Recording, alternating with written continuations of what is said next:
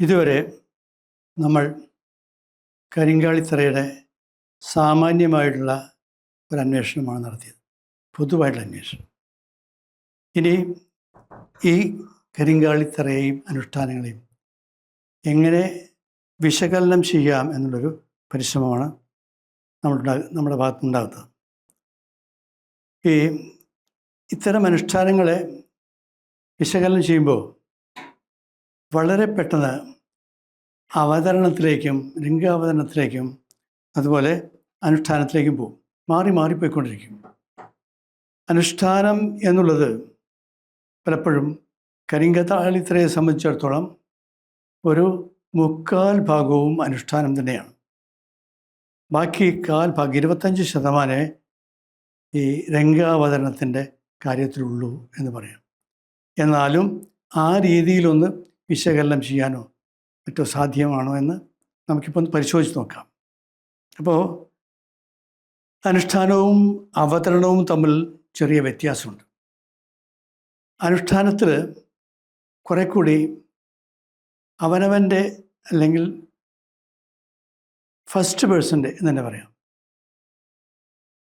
അയാളുടെ കാര്യത്തിൽ കുറച്ചുകൂടി ഏറെ താല്പര്യമുണ്ടാകും.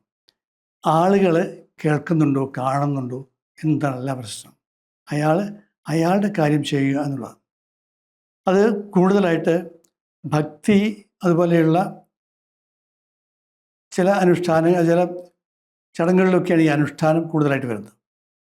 ഇപ്പോൾ മരണാനന്തര അനുഷ്ഠാനങ്ങൾ, അതുപോലെ വിവാഹത്തിന് അനുഷ്ഠാനങ്ങൾ, ജനനത്തിൻ്റെ അനുഷ്ഠാനങ്ങൾ, ഇങ്ങനെ അനുഷ്ഠാനങ്ങൾ പലതുമുണ്ട്. പക്ഷെ അവിടെ അവതരണം കുറവാണ്.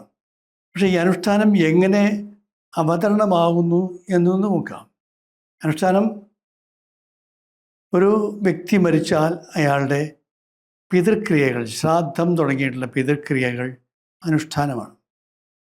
അതാത് സമൂഹത്തിൽ, അതാത് മതങ്ങളിലോ മറ്റു സമൂഹങ്ങളിലോ ഒക്കെ വ്യത്യസ്തമായിട്ടുള്ള രീതിയിൽ അനുഷ്ഠാനങ്ങളുണ്ട്. പക്ഷേ അത് പെട്ടെന്ന് ഒരു വർഷം കഴിയുമ്പോൾ അദ്ദേഹം ഒരു രാഷ്ട്രീയ പാർട്ടിക്കാരനാണെങ്കിൽ, അല്ലെങ്കിൽ ഒരു കലാകാരനാണെങ്കിൽ, അല്ലെങ്കിൽ എന്തെങ്കിലും സംഘാടകനാണെങ്കിൽ, അല്ലെങ്കിൽ എന്തെങ്കിലും ഔദ്യോഗിക ചുമതലകൾ വഹിക്കുന്ന ഒരാളാണെങ്കിൽ, ഈ അനുഷ്ഠാനം എന്നുള്ളത് കുറച്ച് കഴിയുമ്പോൾ അവതരണമായിട്ട് പെർഫോമൻസായിട്ട് മാറും. പെർഫോമൻസായിട്ട് മാറുമ്പോൾ ഇത് ആളുകൾക്ക് വേണ്ടി ചെയ്യുന്നത്. രാഷ്ട്രീയ പാർട്ടികൾ നല്ല ഉദാഹരണമാണ്. രാഷ്ട്രീയ പാർട്ടികൾ മരിക്കുമ്പോൾ വ്യക്തികളുടെ നഷ്ടമല്ല പലപ്പോഴും, അത് സമൂഹത്തിൻ്റെ ലാഭമായിട്ടാണ് രാഷ്ട്രീയ സംഘടനകൾ കണക്കാക്കുന്നത്. ഒരാളുടെ മരണം, ഒരു വ്യക്തിയുടെ മരണം അവരുടെ രാഷ്ട്രീയത്തിന്, അവരുടെ സംഘടനയ്ക്ക് ഒരു ലാഭമാണ്. കുടുംബത്തിൻ്റെ നഷ്ടം അവർ ശ്രദ്ധിക്കാറില്ല. അതുപോലെ പല കാര്യങ്ങളിലും ഈ അനുഷ്ഠാനം വല്ലാതെ സ്വാധീനിക്കും നമ്മളെ. ഈ അനുഷ്ഠാനത്തിലെ ഈ അവതരണം, വീടുണ്ടാക്കുക എന്നുള്ളത്, അത് കയറി താമസിക്കുക എന്നുള്ളതും ഒരു അനുഷ്ഠാനത്തിനായിട്ട് കണക്കാം. പക്ഷേ അവിടെ താമസിക്കുന്നതിനോട് കൂടിയിട്ട് ഉള്ള ആഘോഷങ്ങൾ അവതരണത്തിനാണ്, ആളുകൾക്ക് ബോധ്യപ്പെടുത്താൻ വേണ്ടിയാണ്. പലപ്പോഴും ഈ നാടോടി കലകളിൽ, നാടോടി കല എന്ന് പറയാൻ പാടില്ല ശരിക്ക്, നാടോടി രൂപങ്ങൾ, അനുഷ്ഠാന രൂപങ്ങൾ എന്നൊക്കെ പറയാം. കലയാണോ അല്ലേ എന്നുള്ളത് തീരുമാനിക്കുന്നത് അത് അവതരിപ്പിക്കുന്നവരാണ്, അല്ലാതെ നമ്മളല്ല. അപ്പോൾ ഈ നാടോടി രൂപങ്ങളിൽ അനുഷ്ഠാനത്തിന് വളരെ കൂടുതൽ പ്രാധാന്യമുണ്ട്. അവതരണത്തിലൂടെ ഉള്ള അനുഷ്ഠാനങ്ങൾ താരതമ്യേന നേരത്തെ പറഞ്ഞ പോലെ ഒരു പകുതിയോളം അനുഷ്ഠാനവും ബാക്കിയുള്ളത് രംഗാവതരണവുമായിട്ട് മാറും. ഇപ്പോൾ നമ്മൾ ഈ പറഞ്ഞ നമ്മുടെ ഈ കരിങ്കാളിത്തറയിൽ പെർഫോമൻസ് രീതിയിൽ നമ്മൾ അതിനെ വിശകലനം ചെയ്യുകയാണെങ്കിൽ അതിൽ ആരൊക്കെ പ്രാധാന്യം ഉണ്ട്, ആരാണ് അവതരിപ്പിക്കുന്നത്, ആരാണ് പെർഫോമർ എന്നുള്ള ചോദ്യമുണ്ട്. പെർഫോമർ സാധാരണ നിലയ്ക്ക് നമ്മൾ ഈ അരങ്ങത്ത് പോകുമ്പോൾ പെർഫോമറായിട്ട് ആദ്യം കണക്കാകുന്നത് തിറ എന്ന കലാരൂപമാണ്. തിറ എന്ന അനുഷ്ഠാന രൂപമാണ്. വേഷവും മറ്റ് മേക്കപ്പുകളും ഒക്കെ ആയിട്ട് വരുന്ന ആ രൂപത്തെയാണ് അനുഷ്ഠാനത്തിൽ ആദ്യമായിട്ട് കണക്കാക്കുന്നത്, തിറയിൽ. രണ്ടാമത് കോമരം.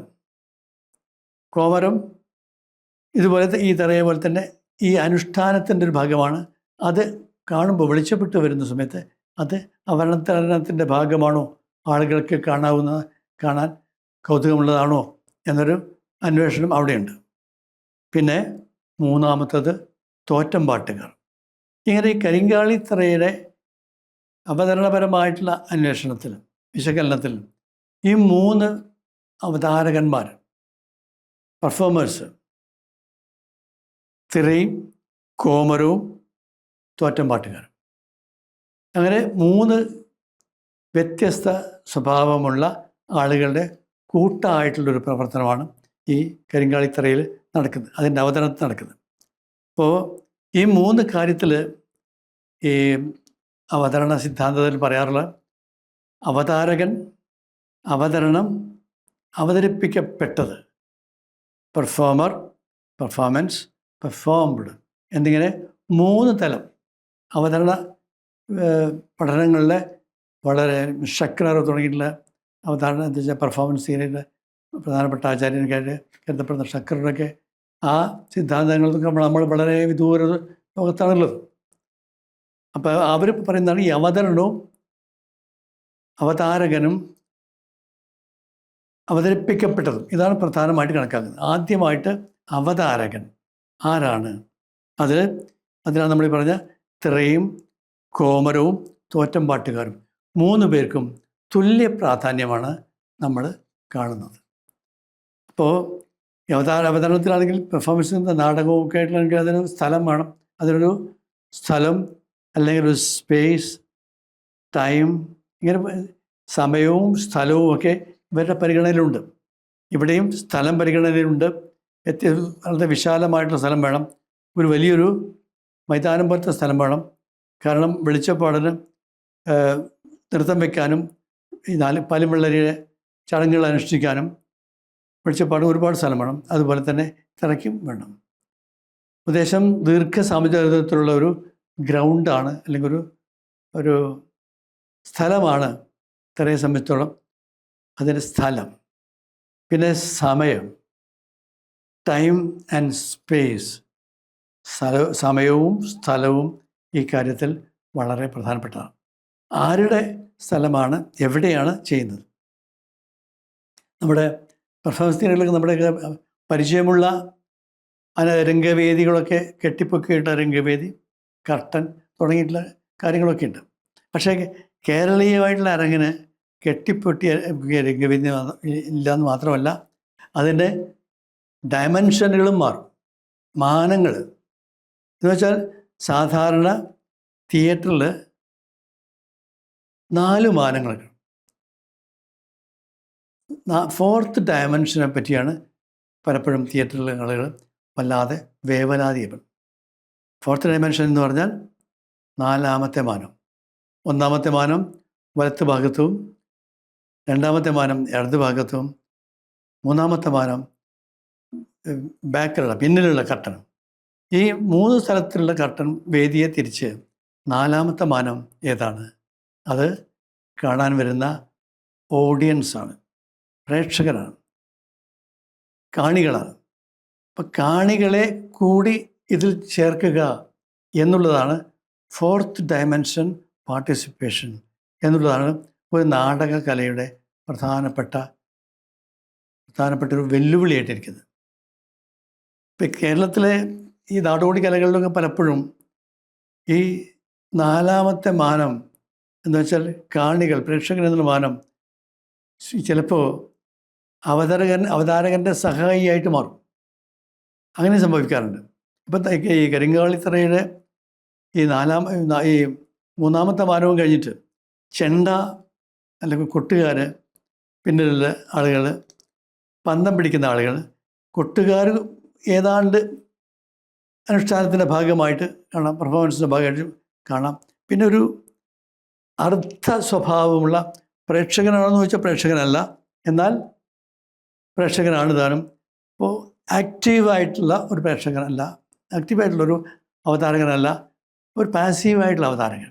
അയാൾ ചില ഘട്ടത്തിൽ ആക്റ്റീവായിട്ട് അരങ്ങിലേക്ക് വരുന്നതും കാണാം. അതായത് സഹായികളായിട്ടുള്ള ആളുകൾ, മേളക്കാർ, അതുപോലെ തെറയോ വെളിച്ചപ്പാടോ സാധാരണ ഇല്ലാതെ എന്തെങ്കിലും കാര്യങ്ങൾ അത്യാവശ്യം വേണ്ടി വന്നാൽ അവരെ സഹായിക്കാൻ വേണ്ടി ഈ ഭാഗത്തുള്ള ഈ അർത്ഥ സ്വഭാവമുള്ള പ്രേക്ഷകൻ ആക്റ്റീവ് ആളായിട്ട്, ആക്റ്റീവ് അനുഷ്ഠാനക്കാരൻ ആക്റ്റീവ് പെർഫോമറായിട്ട് സംഭവിച്ചു എന്ന് വരാം. അപ്പോൾ എന്നാൽ ഈ 3 പേരും തമ്മിൽ പരസ്പര ധാരണയോട് കൂടിയിട്ട് വേണം ഈ കരിങ്കാളിത്തറയുടെ കരിങ്കാളിത്തറ എല്ലാ തറയ്ക്കും ഈ 3 പേര് പരസ്പര ധാരണ കൂടി തന്നെ വേണം വർക്ക് ചെയ്യണം.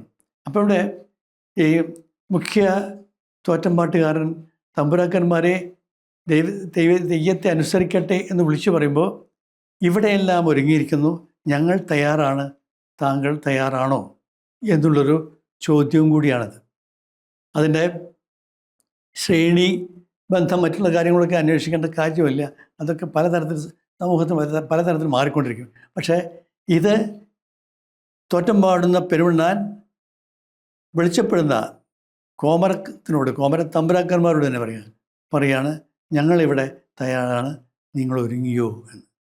അപ്പോൾ ഈ പരസ്പര ധാരണ വളരെ പ്രധാനപ്പെട്ടതാണ്. പ്രേക്ഷകരിൽ നിന്ന് ആളുകൾ ചിലപ്പോൾ സമയമാകുമ്പോൾ ആക്റ്റീവായിട്ട് അരങ്ങത്തെത്തിക്കും, അവരെ സഹായിക്കാനെത്തിക്കും. അതുപോലെ ഈ കോമരത്തെ നമ്മൾ കാണുന്നത് ഒരു തരത്തിലുള്ള എന്താ പറയുക, ഒരു ശ്രീലങ്കയിലൊക്കെ ഒരു പ്രത്യേക അവതരണമുണ്ട്, തൊവിൽ പെർഫോമൻസ് എന്നാണ് പറയുക. എന്ന് വെച്ചാൽ ഈ അഗ്നി ആയിട്ട് ബന്ധപ്പെടുത്തി കത്തിച്ചിട്ട് അതിൽ ഡാൻസറായിട്ട് ഇയാൾ കണക്കാക്കുന്നു. ഇവിടെയുള്ള ഈ തൊവിൽ പെർഫോമറെ, ഈ പെർഫോമൻസും തിരികെക്കുറിച്ചുള്ള പുസ്തകത്തിൽ അദ്ദേഹം ഈ തൊവിൽ പെർഫോമറെ കുറിച്ചാണ് പറയുന്നത്. നമുക്ക് ധാരാളം ഉദാഹരണം കേരളത്തിലെ നാടോടി കലകളിൽ ധാരാളം ഉദാഹരണങ്ങളുണ്ട്. ഏറ്റവും പ്രധാനപ്പെട്ട ഉദാഹരണം എന്ന് പറയാൻ തെയ്യങ്ങൾ, വടക്കൻ കേരളത്തിലെ തെയ്യങ്ങൾ, തീച്ചാമുണ്ടി തുടങ്ങിയ തെയ്യങ്ങൾ, അതുപോലെ കുട്ടിച്ചാത്തൻ ചിലപ്പോൾ, അതുപോലെ പൊട്ടൻ തെയ്യം, ഇവരൊക്കെ അത്ഭുത പ്രവൃത്തികൾ പലപ്പോഴും തീയിൽ കൂടിയാണ് കാണിക്കാറ്, അഗ്നിക്കൂടി. ഈ അഗ്നിക്കൂടി ഇത് ചെയ്യുമ്പോൾ ഈ പ്രധാനപ്പെട്ട ഇപ്പം നമ്മുടെ പാലുമള്ളയിലും ഇങ്ങനൊരു സാധനമുണ്ട് ഈ തിറയിൽ. എന്ന് വെച്ചാൽ അഗ്നികോളിൽ തീ കൂട്ടിയിട്ടുണ്ടാവും. ഓരോ സമയത്ത് ചില ചടങ്ങുകൾക്ക് ശേഷം പ്രദക്ഷിണം വയ്ക്കുമ്പോൾ ആദ്യത്തെ പ്രദക്ഷിണം അഗ്നിയുടെ പുറത്തുകൂടിയും രണ്ടാമത്തെ പ്രദക്ഷിണം അഗ്നിക്ക് നടുക്ക് കൂടി പോവുക, കാല് ചവിട്ടിയിട്ട് തല കയ്യിൽ വെച്ച് ഹിയു എന്നുള്ള ഒരു അട്ടഹാസത്തോട് കൂടിയിട്ടാണ് ഈ ചെയ്യുന്ന ആൾ ഇതിനപ്പുറത്തേക്ക് പോവുക. ഈ തീച്ചാമുണ്ടിയെ പോലെയോ അതുപോലെ കനലാറ്റം പോലെയൊക്കെയുള്ള അത്ര ഉയരമൊന്നും ഉണ്ടാവില്ല. ഏതാണ്ട് സാമാന്യം ഒരു മനുഷ്യൻ്റെ മുട്ടോളം വലുപ്പത്തിലുള്ള തീയാണ് കത്തിക്കുന്നത്. എന്നാലും അത് കനലാണ്, പൊള്ളുന്നതാണ്. ഈ പൊസസ്സറായ ആൾക്ക് ഈ കനലിൽ കൂടി നടക്കുക എന്നുള്ളതിലേക്ക് ചാടിപ്പോവുക എന്നുള്ളത് ഇതിൻ്റെ ഒരു ഭാഗമായിട്ടാണ്. അത് ആ തരത്തിലുള്ള പല, ഇപ്പം സിലോണിൽ പണ്ട് ഈ എന്തായിരുന്നു ഈ തരത്തിലുള്ള തീയൊക്കെ മേലാകെ കത്തിച്ചിട്ടൊക്കെയാണ് പലപ്പോഴും കാണിക്കുക ഈ തൊഴിൽ ഡാൻസിന്. അദ്ദേഹം തൊഴിൽ ഡാൻസ് എന്നാണ് പറയുന്നത്, പെർഫോമൻസ് എന്നാണ് പറയുന്നത്. ഈ അങ്ങനെ ചെയ്ത ഒരാളെ ഇദ്ദേഹം ഇൻ്റർവ്യൂ ചെയ്തതിനൊരു കാര്യമുണ്ട്. എൻ്റെ ഒരു സമയം പറഞ്ഞു, എന്താ നിങ്ങൾക്ക് ഇതുകൊണ്ട് എന്താ ഉദ്ദേശം എന്നൊക്കെ പറഞ്ഞ ഒരു. അപ്പോൾ അദ്ദേഹം ഈ തീ കളി കഴിഞ്ഞിട്ട് പിന്നെ സ്വാസ്ഥ്യമൊക്കെ മാറ്റുമ്പോൾ വളരെ സാധാരണ മനുഷ്യനെ പോലെ തന്നെയാണ് സംസാരിക്കുന്നത്. ഒരു ബുദ്ധിമുട്ടും അതുകൊണ്ടുണ്ടായില്ല, വളരെ ആഹ്ലാദത്തോടുകൂടിയാണ് ചെയ്തത്. അപ്പോൾ അവിടെ ഒരു ചെറിയൊരു പ്രശ്നം, നേരത്തെ പറഞ്ഞ പോലെ ഇദ്ദേഹം ആഹ്ലാദത്തോടു കൂടിയാണ്, സന്തോഷത്തോടു കൂടിയാണ് ഇത് ചെയ്തത് എന്ന് പറയുമ്പോൾ അവിടെ അത് പെർഫോമറേക്കാൾ കൂടുതൽ പെർഫോമൻസിന് പ്രാധാന്യം കൊടുക്കുന്നു, അല്ല അനുഷ്ഠാനത്തിന് പ്രാധാന്യം കൊടുക്കുന്നു എന്നാണ്. പെർഫോമൻസിനല്ല, അനുഷ്ഠാനത്തിന്. ഈ ചെയ്യുന്ന ആൾ രസിക്കുന്നുണ്ടെങ്കിൽ അത് അനുഷ്ഠാനമാണ്. ഇപ്പം നമ്മുടെ കൈകൊട്ടി കളിപ്പാട്ട് അല്ലെങ്കിൽ കൈകൊട്ടിക്കളികൾ, ഒപ്പന, അതുപോലെ മാർഗംകളി തുടങ്ങിയിട്ടുള്ള കേരളത്തിലെ സ്ത്രീകൾ നൃത്തം ചെയ്യുന്ന ഒരേർപ്പാടാണ്. ഇത് സാധാരണ നിലയ്ക്ക് അവരവർക്ക് രസിക്കാൻ വേണ്ടി ചെയ്യുന്നതാണത്. അവരവരുടെ രസമാണതിൽ പ്രധാനം. പക്ഷേ അത് ഒരു മത്സരമായിട്ടോ ഒരു നൃത്ത പ്രകടനമായിട്ടോ ഒക്കെ മാറുമ്പോൾ അത് പെർഫോമൻസാണ്. സ്ത്രീകൾ വീട്ടിനകത്തിരുന്ന് അല്ലെങ്കിൽ നിർത്തുണ്ടോ നിന്നിട്ടോ അല്ലെങ്കിൽ അകത്തളങ്ങളിലോ കൈകൊട്ടി കളിച്ച് വട്ടത്തിൽ നൃത്തം ചെയ്യുന്നതോ വട്ടത്തിൽ ചുവട് വെച്ച് പാട്ടുപാടി ചെയ്യുന്നതോ, അതുപോലെ ഒപ്പന നടത്തുന്നവർ കൈമുട്ടി പാട്ട് എന്നാണ് പറയുന്നത്. ഈ നൃത്തത്തിൻ്റെ ചുവടുകളൊന്നും വലിയ കാര്യമായിട്ടുണ്ടായിരുന്നത് കൈകൊട്ടലായിരുന്നു അധികം ഉണ്ടായിരുന്നത്. അത് ഏതാണ്ടൊരു കാശ്മീരിലെ ഏതൊരു ഫോക്ക് ഗ്രൂപ്പായിട്ട് സാരൂപ്യം ഉണ്ട് എന്ന് ചില പണ്ഡിതന്മാർ പറയുന്നുണ്ട്. ഏതായാലും അത് വീടിനകത്താണ്. അത് അവരവർക്ക് രസിക്കാനോ അവരവരുടെ സമൂഹത്തിനും മാത്രം രസിക്കാനോ ഉള്ളതാണ്. അല്ലാതെ അതൊരു പെർഫോമൻസ് അല്ല, ആളുകൾക്ക് കാണാനുള്ള വസ്തുക്കളല്ല. അതുപോലെ മാർഗംകളിപ്പാട്ടും ഒക്കെ അത് തന്നെ. ഈ 3 സ്ത്രീകൾ ചെയ്യുന്ന ഈ നൃത്തങ്ങൾ, ഇത് നൃത്തമല്ല, ഒരു തരം കല്യാണ സമയത്തോ അതുപോലെ പ്രത്യേക വിശേഷാവസരങ്ങളിലൊക്കെ അവരവർക്ക് രസിക്കാൻ വേണ്ടി ചെയ്യുന്നത്. സ്വയം അവിടെ ഉള്ള ആളുകൾക്ക്, അല്ലാതെ വരുന്ന ആളുകൾക്ക്, പ്രേക്ഷകർക്ക് കാണാനുള്ളതല്ല. അത് പെർഫോമൻസ് തിയറി പ്രത്യേകമായി പറയുന്നത് അതിലെ ഗ്രൂപ്പിംഗ്, എങ്ങനെയാണ് ഈ അരങ്ങിൽ ആളുകൾ പെരുമാറുന്നത് അനുസരിച്ച് പെട്ടെന്ന് നമുക്ക് അത് പെർഫോമൻസ് ആണോ അതോ റിച്വലാണോ, അവതരണമാണോ അനുഷ്ഠാനമാണോ എന്ന് തീരുമാനിക്കാൻ സാധിക്കും. അരങ്ങിൽ ഇവർ സഞ്ചരിക്കുന്നത് നൃത്തരൂപത്തിലാണ്, അല്ലെങ്കിൽ വട്ടത്തിലിങ്ങനെ സഞ്ചരിക്കുന്നതാണ് ഈ 3 രൂപങ്ങളും മിക്കവാറും. ഈ മാർഗംകളിക്കാണെങ്കിൽ ഏതാണ്ടൊരു T ഷേപ്പിൽ എന്ന് പറയാം ഒക്കെയാണ് ഉണ്ടാകുന്നത്. പക്ഷെ അത് അരങ്ങിലുള്ളതാണ്, അല്ലാത്തത് വട്ടത്തിലാണ്.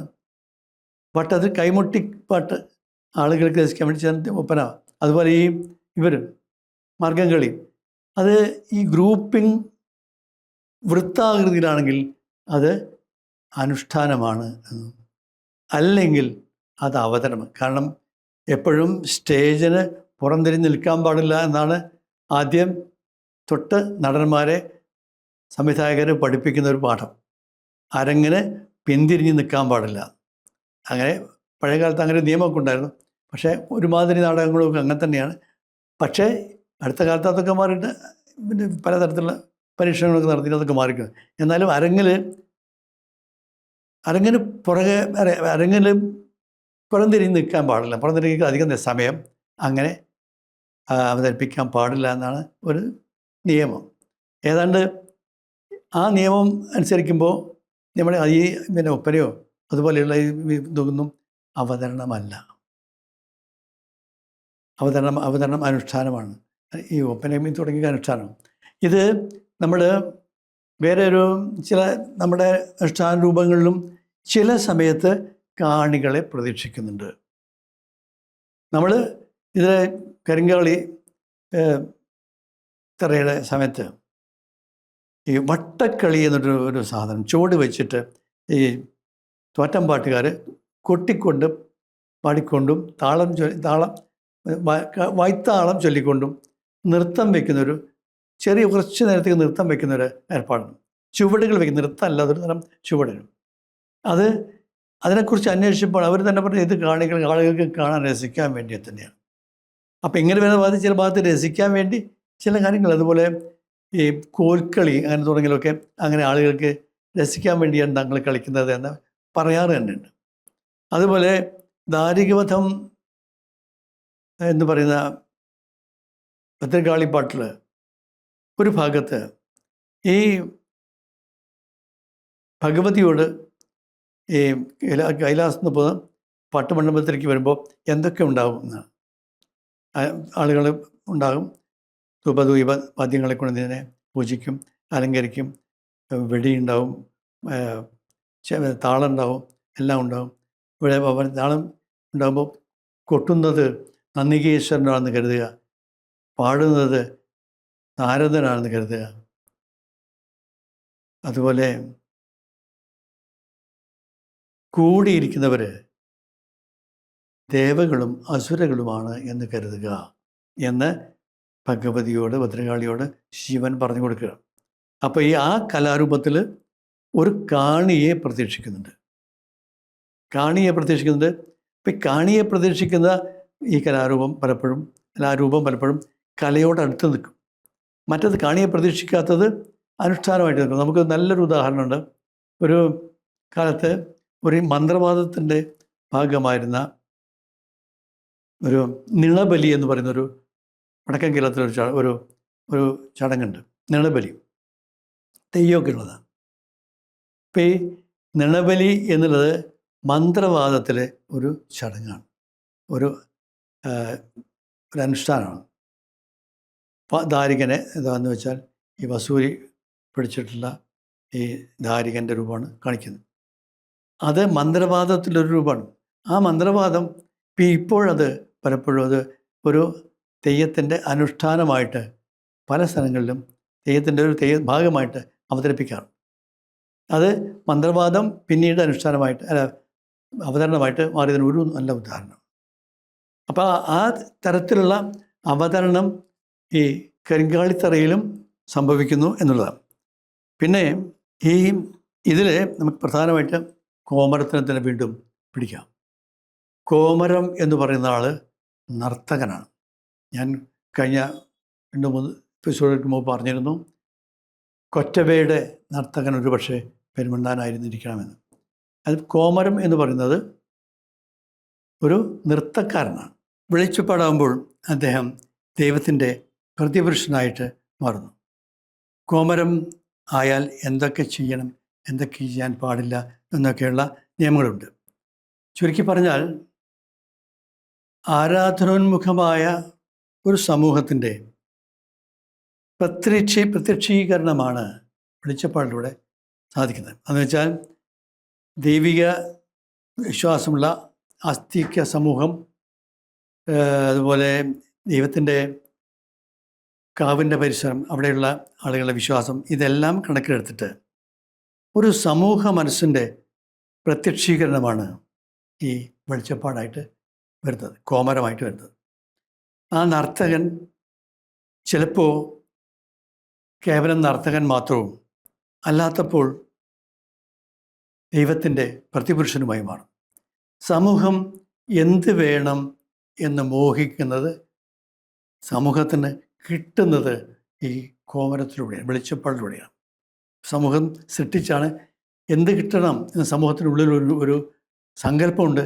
അത് ഈ ഇദ്ദേഹത്തിലൂടെ കിട്ടുകയാണ്, സമൂഹത്തിന് കൂട്ടായിട്ട്, വിശ്വാസി സമൂഹത്തിന് പ്രത്യേകിച്ചും.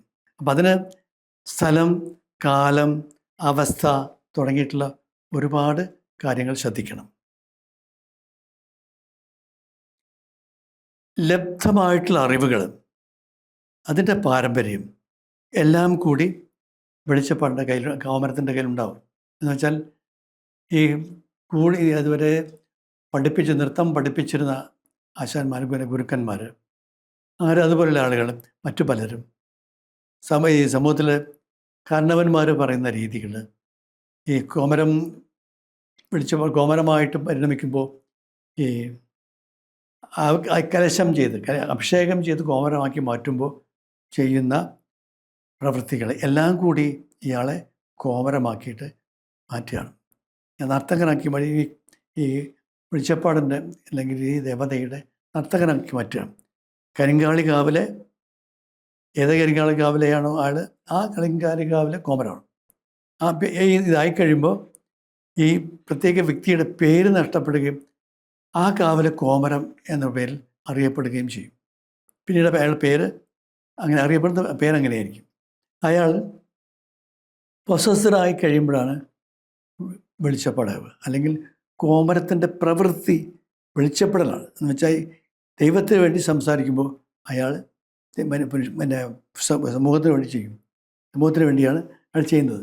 അത് ഇപ്പോൾ കാലാവസ്ഥാ ദോഷങ്ങൾ, ഈതിബാധകൾ, പകർച്ചവ്യാധികൾ, ബാലമരണങ്ങൾ, കുട്ടികളുടെ രോഗങ്ങൾ, അങ്ങനെയുള്ള വരൾച്ച, ഇവിടെയൊക്കെ ഇടപെടേണ്ട ആൾ കോമരമാണ് എന്നാണ് സമൂഹം വിശ്വസിക്കുന്നത്. ആ വിശ്വാസത്തെ ദൃഢീകരിക്കാൻ വേണ്ടി കാവുകൾ, നേർച്ചകളും അതുപോലെ നൃത്തങ്ങളും തിറകളും അനുഷ്ഠാനങ്ങൾ പലതും നടത്തും. അതിൻ്റെയൊക്കെ ഉത്തരവാദിത്തം കോമരത്തിനാണ്. ഈ ചുവട് വെച്ച് നൃത്തം വയ്ക്കുകയും വെട്ടി ചോര ഒൽപ്പിക്കുകയും അതുപോലെ സംസാരിക്കുകയും ചെയ്യുന്നു. ദൈവത്തിൻ്റെ വാക്കുകൾ പറയുകയും, ദൈവത്തിൻ്റെ വാക്കുകൾ കോമരമാണ് പറയുന്നത്. അതൊക്കെ അനുഷ്ഠാനത്തിനും അവതരണത്തിനും ഇടയ്ക്കുള്ള നേരിയ ഒരു രേഖയാണ്. എവിടെ അവതാരകൻ വരും, എവിടെ അനുഷ്ഠാനവും എന്നുള്ളത് വളരെ നേരിയൊരു ഭാഗം. പ്രത്യേകിച്ചും ഈ പ്രൊസസ്സറായിട്ട് അയാൾ ചെയ്യുന്ന സമയത്ത് അയാളെ ശരിയായിട്ട് സംരക്ഷിക്കുന്നത് സഹായികളാണ്. ഒരുപക്ഷെ തളർന്നു പോയിട്ടുണ്ടെങ്കിൽ വീഴാൻ സമയത്ത് പിടിക്കുന്നത്, വാള് പിടിക്കുന്നത്, അതുപോലെ താങ്ങി എടുക്കുന്നത് ഒക്കെ സഹായികളാണ്. അവിടെ ഈ അനുഷ്ഠാനക്കാരൻ അവതാരകനായിട്ട് മാറുകയാണ്. അനുഷ്ഠാനം ചെയ്ത് അയാൾ വ്യക്തിയായിട്ട് മാറുകയാണ്. വ്യക്തിയും ദൈവവും തമ്മിലുള്ള ഒരു വ്യത്യാസം ഇതിലൊക്കെ ധാരാളം കാണാം. ആ വ്യക്തി ദൈവമാകുമ്പോൾ ഈ പാലുവെള്ളയിൽ തീയൊക്കെ ഒരുക്കുമ്പോൾ തീ കത്തുന്ന സമയത്ത് കാല് പൊള്ളാതിരിക്കണമെങ്കിൽ അത് കനൽ വേണം. കനലേ പാടുള്ളൂ. കത്തുന്ന മരത്തിൻ്റെ കൊമ്പുകൾ പാടില്ല. ആ തീ ഒരുക്കുമ്പോൾ ഇയാളുടെ കാല് പൊള്ളാതിരിക്കണം എന്ന് നല്ലപോലെ ഓർമ്മിച്ചിട്ട് തന്നെയാണ് ചെയ്യുന്നത്. അത് ഒരുക്കുന്ന ആളുടെ കാര്യത്തിൽ ശ്രദ്ധിക്കുകയും ചെയ്യും. അതുപോലെ ശാന്തി തയ്യാറാക്കുമ്പോൾ, ശാന്താട്ടത്തിൻ്റെ സമയത്ത് ശാന്തി തയ്യാറാക്കുമ്പോൾ ചാന്തിനൊപ്പം ചന്ദനവും വേണം. ചന്ദനം 3 പ്രാവശ്യം തേച്ചിട്ടാണ് ചാന്ത് തേക്കുക. ചാന്ത് പൊള്ളുന്നതാണ്. അപ്പോൾ പൊള്ളാതിരിക്കാൻ വേണ്ടി ആദ്യം ശാന്തി തേക്കും, പിന്നെ ആദ്യം ചന്ദനം തേക്കും, പിന്നെ ചാന്ത് തേക്കും. അപ്പോൾ ഈ ചന്ദനം തേക്കലും ശാന്തി തേക്കലും അതിൻ്റെ ക്രമത്തിൽ തന്നെ വേണം. അത് ആ ക്രമം തെറ്റിയാൽ ആളുകൾ ഈ തറയെ ശ്രദ്ധിക്കും. ശ്രദ്ധയോടെ പ്രത്യേകിച്ച് പറയും. അങ്ങനെ അതൊരു 2 സമയത്ത് ഈ കലാകാരനും അനുഷ്ഠാനം ചെയ്യുന്ന ആളും തമ്മിൽ, കലാകാരനും വ്യക്തിയും തമ്മിലുള്ള ആ ഒരു കലയും വ്യക്തിയും തമ്മിലുള്ള വ്യത്യാസം ആ സമൂഹത്തിന് നേരിട്ടറിയും, കൃത്യമായിട്ടറിയാം.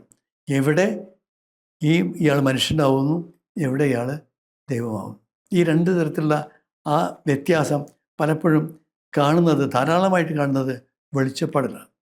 വെളിച്ചപ്പാടിൻ്റെ വാളുമേൽ പണം വയ്ക്കുക, വെളിച്ചപ്പാടിന് പട്ട് കൊടുക്കുക എന്നൊക്കെ ഒരു വഴിപാടായിട്ട് ചെയ്യാറുണ്ട്. അവരുടെ ജീവിതോപനാധി ഇതൊക്കെ തന്നെയാണ്. അതാണ് ഈ വെളിച്ചപ്പാട് താലപ്പൊലി അറിയിക്കാൻ വരുമ്പോൾ അവിടെ അദ്ദേഹത്തിനുള്ള അരിയും നെല്ലും തുടങ്ങിയുള്ള നാണയമൊക്കെ തുടങ്ങിയുള്ള കൊടുക്കുന്നത്, വീട്ടിൽ വരുമ്പോൾ കൊടുക്കുന്നത്. അപ്പോൾ ഇയാളുടെ ഉപജീവനം ദൈവത്തിന് വേണ്ടി സംസാരിക്കുക, ദൈവത്തിൻ്റെ പ്രവർത്തികൾ ചെയ്യുക, ഈ അതാത് ഗ്രാമത്തെ ഈ കാലാവസ്ഥാ ഭേദങ്ങളിൽ നിന്ന്, മറ്റ് തരത്തിലുള്ള രോഗങ്ങളിൽ നിന്ന് ഒക്കെ രക്ഷിക്കേണ്ട ഉത്തരവാദിത്വം ഈ കോമരത്തിനാണ്, ഈ ദൈവത്തിനാണ്. എന്തെങ്കിലും ആപത്തുണ്ടാകുമ്പോൾ ഈ കോമരത്തെയാണ് പഴയ കാലത്തെ സമൂഹം ആദരിച്ചിരുന്നത്.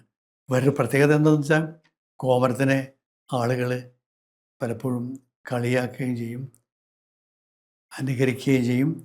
ചിലപ്പോൾ ആവശ്യം വേണ്ട സമയത്ത് ഭയമുണ്ടാകുമ്പോൾ, രോഗങ്ങളുണ്ടാകുമ്പോൾ കോമരത്തെ ആശ്രയിക്കും. അതില്ലാത്തപ്പോൾ കോമരത്തെ ഭയത്തോടെയോ ചിലപ്പോൾ പരിഹാസത്തോടെയോ സമൂഹം നോക്കും. അങ്ങനൊരു 2-3 തലമുണ്ട് കോമരത്തിനോട് സമൂഹത്തിലുള്ള പഴയ കാഴ്ചപ്പാടാണ്. അങ്ങനെയുണ്ട്. കോമരം വെട്ടി വെളിച്ചപ്പെടുന്നില്ല.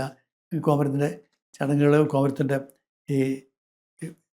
ഈ പ്രകടനങ്ങളൊക്കെ അത്ര ശരിയല്ല എന്നൊക്കെ പറയുമെങ്കിലും അടിയന്തര ആവശ്യത്തിന് ഒരു മന്ത്രവാദിയെ സമീപിക്കുന്ന അതേപോലെ തന്നെ കോമരത്തിനെയും സമീപിക്കും പഴയകാലത്തിലെ കേരളീയ സമൂഹം, ഹിന്ദു സമൂഹം. അതാണ് പ്രധാനപ്പെട്ട ഈ കോമരത്തിൻ്റെ ഇമ്പോർട്ടൻസ് അവിടെയാണ്. അത് പ്രത്യേകിച്ചും ഒരു തറയുടെ അനുഷ്ഠാനത്തിൻ്റെ ഭാഗമാകുമ്പോൾ അതൊന്നുകൂടി കൂടും. കാരണം ഇനി പറയാനുള്ളൊരു കാര്യം, ഈ പ്രത്യേകിച്ച് കാര്യം പറയാൻ, തറയും കോമരവും ചേർന്നിട്ടുള്ള ചില അനുഷ്ഠാനങ്ങളുണ്ട്. എന്താണെന്ന് വെച്ചാൽ തറ പിറകിലേക്കും എന്ന് വെച്ചാൽ പടിഞ്ഞാറ് ഭാഗത്തേക്കും, കോമരങ്ങൾ കിഴക്ക് ഭാഗത്തേക്കും നീങ്ങി വരുന്നത് കുറിച്ച് നേരത്തെ പറഞ്ഞു. കോമരം പിറകോട്ട് നീങ്ങിയിട്ടും കോമരന്മാർ മുന്നോട്ട് നീങ്ങിയിട്ട് പോകും. നടുക്ക് വെച്ച് ആളുകളെ തടഞ്ഞു വിടുക എന്ന് പറഞ്ഞു. ഇത് കഴിഞ്ഞിട്ട് 3 പ്രാവശ്യം കഴിഞ്ഞാൽ പിന്നെ പൂവെറിഞ്ഞ് കോമരം ഇവരെ സ്വീകരിക്കുമ്പോൾ ഒരു തരത്തിലുള്ള ഒരു കലയെ സ്വീകരിക്കലാണത്. ഈ കലാകാരനെ സ്വീകരിക്കുക എന്ന് വെച്ചാൽ ജാതിപരമായിട്ട് ജാതി ശ്രേണിയിൽ വിശ്വസിക്കപ്പെടുന്ന ഈ നായരുടെ കീഴകൾ വരുമ്പോഴാണ് ഈ പെരുവണ്ണാൻ. പക്ഷേ അയാളുടെ കലയെ സ്വീകരിക്കണം, അയാളുടെ കയ്യിലുള്ള കഴിവുകളെ സ്വീകരിക്കണം, അയാളുടെ വിശ്വാസ ചടങ്ങുകളെ സ്വീകരിക്കണം. ഒരു തരത്തിൽ അവരുടെ ആ ചടങ്ങിനെയും തിറയെയും തങ്ങളുടേത് കൂടി ആക്കി മാറ്റി പരിണമിക്കുന്നൊരു പ്രക്രിയ അവിടെ നടക്കുന്നു. ഈ പൂവെറിഞ്ഞ് കോലത്തെ സ്വീകരിക്കുമ്പോൾ ഇത് കരിങ്കാളിത്തറയിൽ പ്രകടമായിട്ട് ഒരുതരം സാൻസ്ക്രിറ്റൈസേഷൻ എന്നൊക്കെ സോഷ്യോളജിക്കാർ പറയുന്ന ആ ഒരു കാര്യം അവിടെ നടക്കുന്നുണ്ട്. സാൻസ്ക്രിറ്റൈസേഷൻ കലയെ ഈ വെളിച്ചപ്പാട് കോമരത്തെ അല്ലെങ്കിൽ വെളിച്ചപ്പാട് മണ്ണാനെ തറയെ കോലക്കാരനെ തൻ്റെ സമൂഹത്തിലേക്ക് സ്വീകരിക്കുകയാണ് ചെയ്യുന്നത്. അങ്ങനെ അതിനൊരു ഒരു പ്രതീകമായിട്ടാണ് ഈ പൂവെറിഞ്ഞ് സ്വീകരിക്കുന്നത്. പിന്നെ അതിനുശേഷം നമ്മൾ മിത്തുകളെക്കുറിച്ച് പറഞ്ഞു. ഈ കോമരവും കരിങ്കാളിയും ഒക്കെ ഉള്ള എങ്ങനെ പലതരത്തിലുള്ള മിത്തുകൾ അവിടെയുണ്ട്. കരിങ്കാളിയുടെ വരവിനെക്കുറിച്ച്, കരിങ്കാളിയുടെ കോപം വരുമ്പോൾ കരിങ്കാളിയുടെ പെരുമാറ്റത്തെക്കുറിച്ച്, പ്രതികാരത്തെക്കുറിച്ച്, അനുഗ്രഹത്തെക്കുറിച്ച് ഒക്കെ പറയും.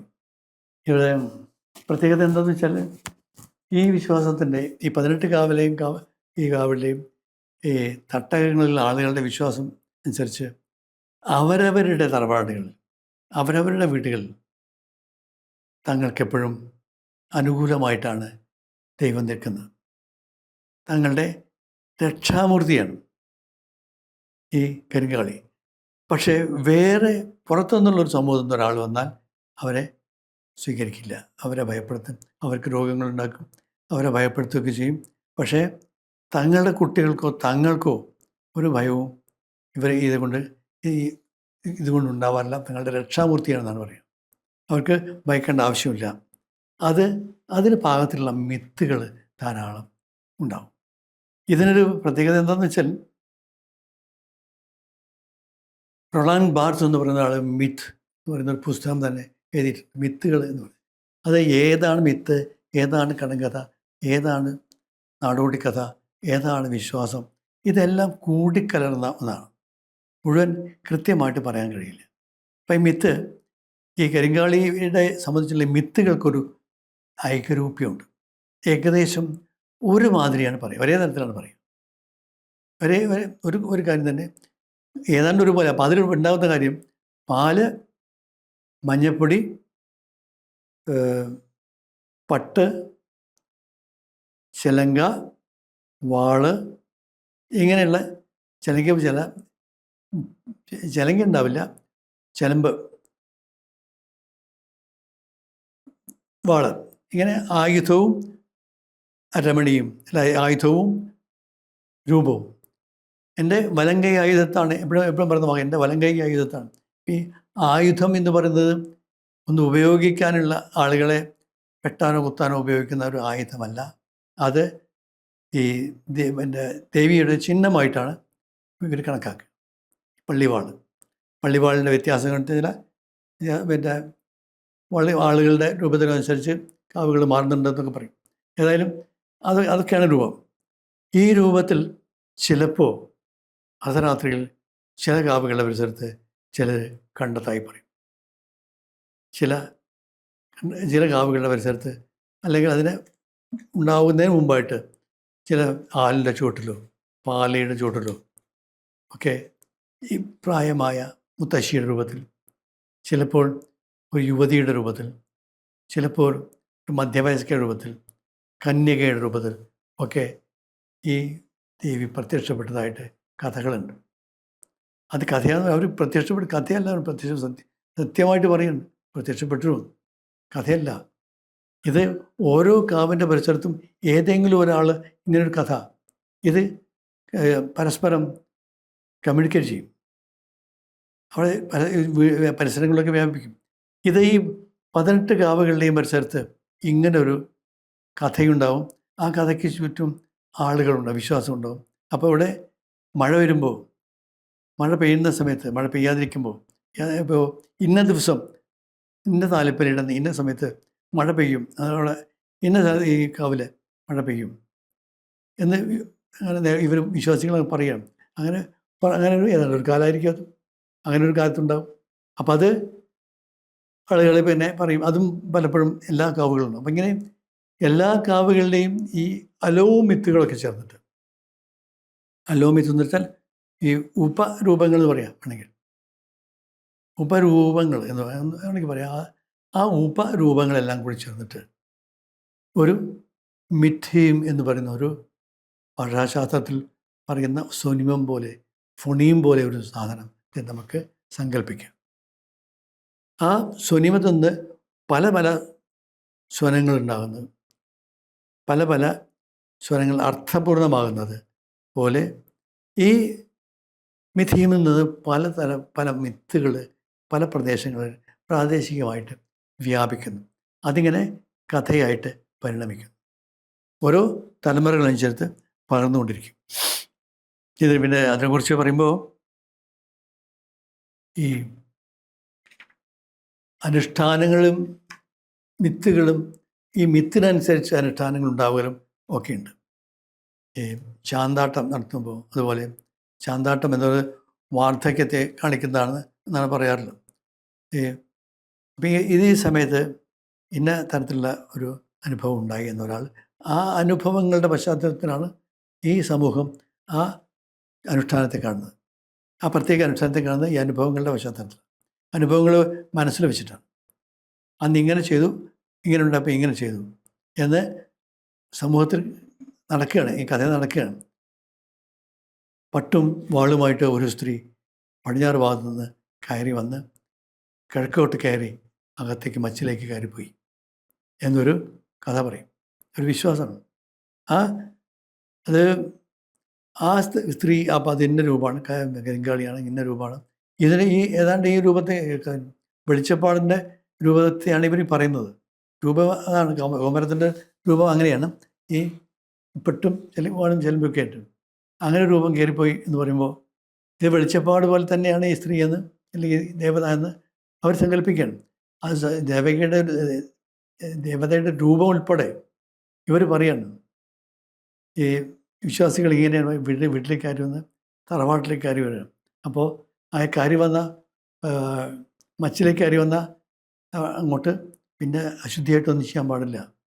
എം.ടി. വാസുദേവൻ നാലുകെട്ടൊക്കെ അങ്ങനത്തെ കഥകളുണ്ടല്ലോ, അങ്ങനത്തെ കഥയുണ്ടല്ലോ, കൊടിക്കുന്നത്തമ്മ കയറി വന്ന കഥയ്ക്ക്. അപ്പം അങ്ങനെ ഓരോ തട്ടകത്തിലും ഇങ്ങനെ ഒരു കരിങ്കാലിൻ്റെ 18 തട്ടകങ്ങളിലും ഈ കരിങ്കാലിൻ്റെ വ്യാപനം ഉണ്ടാവും.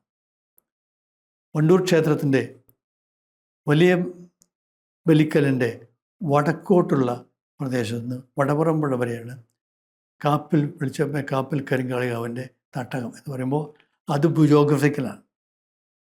പക്ഷെ അവിടെ താമസിക്കുന്നവർ, അവിടെ ഉണ്ടായിരുന്ന ആളുകളും എവിടെ പോയാലും അവർ ഈ തട്ടകത്തിലേക്കാണ് വരുന്നത്.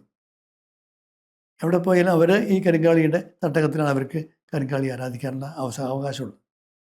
മറ്റ് തട്ടകങ്ങൾ പോകണ്ടെന്നല്ല, അവിടെ വന്ദിക്കാതൊക്കെ ചെയ്യാം. പക്ഷേ ഇവർ കാര്യങ്ങൾ ചെയ്യേണ്ടത് ഈ തട്ടകത്തിൽ.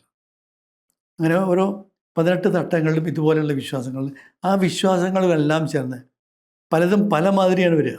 ഒരു സ്ഥലത്ത് കറുത്ത പൂച്ച പിന്നെ മച്ചൽ കൊണ്ടുവച്ച പാല് ഒരു കറുത്ത പൂച്ച പിടിച്ചുകൊണ്ട് ഓടിപ്പോയി. എപ്പോൾ പാല് വെച്ച് സൂക്ഷിച്ചാലും അത് കാണാതെയാവുന്നു. അങ്ങനെ അവസാനം ആ തറവാട്ടിലെ അമ്മ ഒരു കറുത്ത പൂച്ച കുടിക്കാതെ കണ്ടുപിടിച്ചു.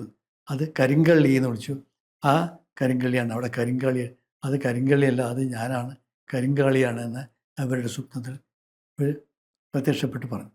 അപ്പോൾ സ്വപ്നത്തിൽ പ്രത്യക്ഷപ്പെട്ട് പറയും, പൂച്ചയുടെ രൂപത്തിൽ പാല് കുടിച്ചത് പറഞ്ഞു. അങ്ങനെ പലരും, അത് മുണ്ടക്കൽ തറവാട്ടിലാണ് തോന്നുന്നു. ആ അവരാ വിശ്വാസം. അങ്ങനെ ഓരോ സ്ഥലത്തും ഓരോ വിശ്വാസമാണ്, ഓരോ തരത്തിലാണ് തൻ്റെ സാന്നിധ്യം അറിയിക്കുന്നത്. അതൊക്കെ വ്യത്യസ്ത രൂപത്തിലുള്ളതാണ്. അപ്പോൾ ആ മിത്തും ഈ രൂപവും തമ്മിലിങ്ങനെ ചേർന്ന് പരസ്പരം ഒന്നായിട്ട് അത് ഓരോ അനുഷ്ഠാനത്തിനിടയ്ക്കും അനുഷ്ഠാനത്തെ കൊണ്ട് നടക്കുന്ന ആളുകൾ, കേട്ട് നടക്കുന്ന ആളുകൾ പുതിയ തലമുറയ്ക്ക് പറഞ്ഞു കൊടുക്കുകയും ആ അനുഷ്ഠാനം അങ്ങനെ വ്യാപകമായി ഈ തട്ടകങ്ങളിൽ വരികയും ചെയ്യുന്നു. മറ്റൊന്ന് പറയാനുള്ളത് ഈ തീച്ചാട്ടത്തെക്കുറിച്ചാണ്. പാലുമിള്ളരിയുടെ തീച്ചാട്ടം ഒരു അഗ്നികോളിൽ തീ കൂട്ടിയിട്ട് അതിൽ ചാടി പോകുന്ന ഒരു ചടങ്ങുണ്ട്. അത് അനുഷ്ഠാനത്തിൻ്റെ ഭാഗം തന്നെയാണ്. പക്ഷെ അതും നേരത്തെ പോലെ അനുഷ്ഠാനം എവിടെ, കല എവിടെ, അല്ലെങ്കിൽ അവതരണം എവിടെയെന്ന് കൃത്യമായിട്ട് ബോധമുള്ള ആളുകൾ ചെയ്യുന്നത്. നമ്മുടെ മറ്റു പല രൂപങ്ങളിൽ കണ്ടുള്ളത് തന്നെ വലിയ വ്യത്യാസമൊന്നുമില്ലാതെ തന്നെ ഈ പാലുമിള്ളരിയിൽ ഇത് കാണാനുണ്ട് സാധിക്കും. ഇനി അടുത്ത ഭാഗങ്ങളിലേക്ക് നോക്കാം.